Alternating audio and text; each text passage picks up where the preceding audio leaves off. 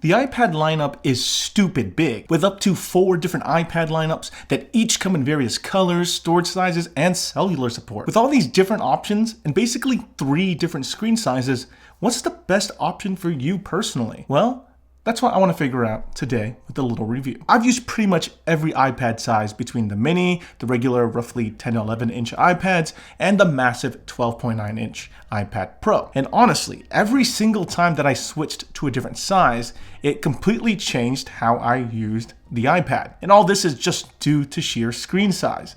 It definitely answers the age-old question. Size really does matter, for iPads at least, not whatever disgusting thing you're thinking of. So now I'm going to talk about each iPad individually, all the different pros and cons that I noticed about each type and form factor, and then I'm going to discuss which ones I'd go for considering someone's specific use case. Alright, let's start off with the smallest iPad in the iPad lineup, the iPad mini. I'm a huge fan of the mini iPad because it provides 95% of the benefits of owning an iPad, but crammed into this small, compact package. It's portable enough to be basically taken wherever you go since it fits in most backpacks and small bags. It makes a great device for mobile gaming since it's really easy to hold. Content watching is also nice on this thing since the screen is larger than most phones, and it makes a great bedside companion to read with. The display is nice to use, especially when you're laying in bed, and really nice to have in those economy airplane seats when that person in front of you decides to recline on you and you're super space limited. Some of the larger iPads actually struggle a lot with that. But because it's so tiny, it also struggles at some things every other iPad is good at. For example, using the Apple Pencil 2, which I have right here, on this iPad mini makes it feel like a tiny little composition notebook. It's a little cramped and not enough writing space to really be used as a note-taking machine. But hey, you may feel differently on that one, especially if you don't mind the amount of space that's in a composition notebook. Also, with the standard folio style cases, like the one I have here with these 3 little flappy sections, even if you use these to angle the iPad mini, I feel like I normally have to strain my neck downwards to view the screen at a good angle. Like this is not comfortable. Even this far in, it's not comfortable. That far, still not. That far, now it's comfortable, and it's a little too far away from me compared to having to use a different iPad. That might not be an issue for you, but that's just coming from a tall and big person. The iPad mini, unlike all the other iPad sizes, does not have a first-party keyboard, and I would not recommend third-party keyboards either because they would be absolutely crammed inside this little flap for this small body. And lastly, the iPad mini historically gets updated the least out of all of the iPad lines, and you pay a premium for that small size. For a little less than the price of this iPad mini, you can actually get an iPad 10th generation with a larger display at a lower price. That is, if Apple Pencil 2 support isn't important to you. In my opinion, the mini is great for kids and people looking for the most portable machines that behave kind of like a fat iPhone with a stylus rather than a full-blown iPad. It sits at that cross-section between phone and tablet. Then after the mini, there are actually 4 different iPads that are all roughly the same screen and body size. The 9th generation iPad, the 10th generation iPad, the iPad Air, and the iPad Pro. I find that these 10 to 11 inch iPad screens to be the most versatile screen size, enabling you to attach a decent sized keyboard with near full size keys. And they also have nice sized displays to take notes, write documents and emails, or stream movies and videos, read some comics or manga, or even be used as a secondary display for your computer. Although I will say though that this is the size mobile games start being a little bit more difficult to play since the buttons are a bit more spread out or are just straight up massive. This iPad size blends together a nice mix of portability, functionality, and is honestly probably what most people will lean towards because it really is suited for most kinds of uses. Out of all of the different iPad sizes, this size is definitely my favorite to use while traveling because it then replaces my laptop for basic usage like web browsing and emails and works really well on flights to watch movies and get some YouTube writing in. By far, if you're hesitant on the different sizes by the end of this video, I'd highly recommend starting out on this size. There's a reason Apple sells 4 different models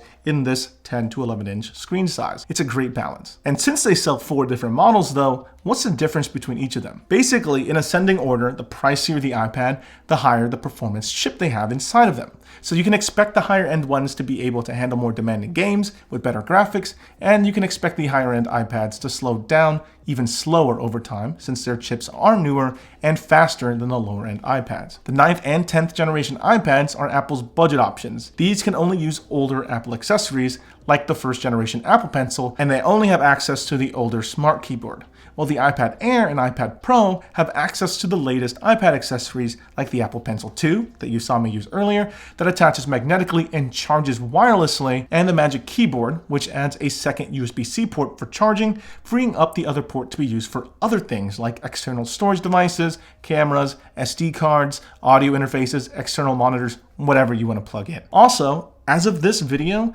only the iPads with the M chips, that means the iPad Air and iPad Pro, can use external monitors as secondary displays in addition to the iPad's internal display. The other iPads will just mirror what you've already have on the screen, which leaves these huge bezels on standard monitors and not as functional unless you're trying to present something. This added secondary display functionality makes these M-chip iPads better for productivity. Lastly, the main difference between the iPad Air and iPad Pro is that the Pro has a higher refresh rate screen, similar to the Pro iPhones, and has better speakers, cameras, and Face ID instead of a fingerprint sensor. There's a reason why it's called the iPad Pro. It's the one with literally all of the best features with the price tag to match. And this leads us perfectly into the last iPad size, the 12.9-inch iPad. This is only available as an iPad Pro, and this one has all the features, the best screen, speakers, chip, everything, all with a massive 12.9-inch display. This iPad looks like it's excessive because it is excessive in many areas. The 12.9-inch iPad Pro feels absolutely massive in your hands, and with the Magic Keyboard attachment,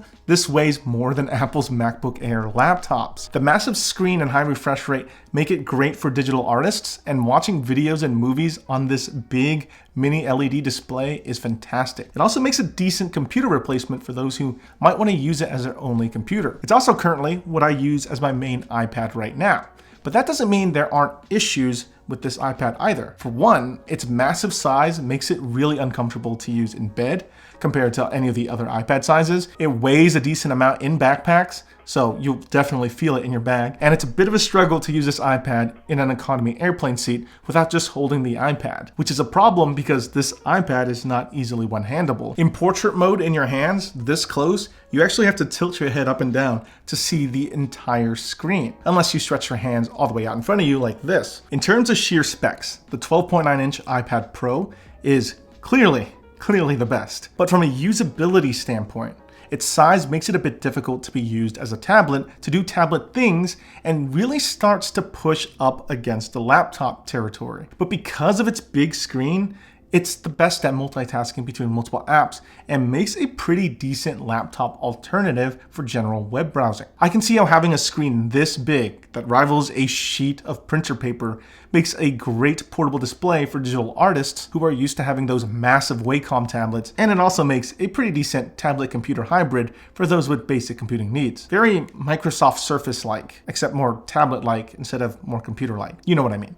It's a great tablet, just really big. Okay, so I guess at this point, it's conclusion time. What iPad is suited for what type of person? In my opinion, the iPad mini is perfect for kids, people who care about portability the most, want to use an iPad for reading, or want to use it in bed on a bigger screen than their phone. The 9th generation iPad is great for those on a budget or those who just want a basic no-frills iPad. The iPad 10th generation is for someone who wants a budget-oriented iPad that has some updated specs and features that will last a little longer than the 9th generation and doesn't care about the magnetically attaching Apple Pencil support. If you plan to keep your iPad for a long time, want the latest and greatest features, plan to use your iPad as your primary computer for general computing needs, or maybe you're a digital artist, then I'd start looking at the iPad Pros, the 11-inch or the 12.9-inch, depending on how big of a screen that you personally need or are comfortable with. But overall, the iPad Air is the most well-balanced one with a good mix of features at middle of the pack pricing. That makes it the best option all around, and you get some of the nicer features offered on the iPad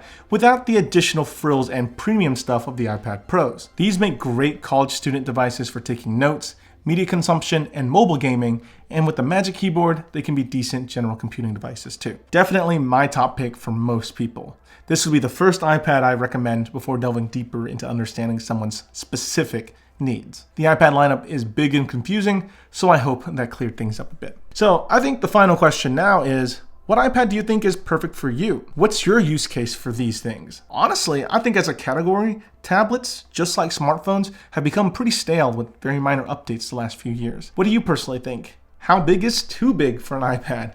Let me know your thoughts in the comment section below. And if you enjoyed this video or found it useful, give it a thumbs up.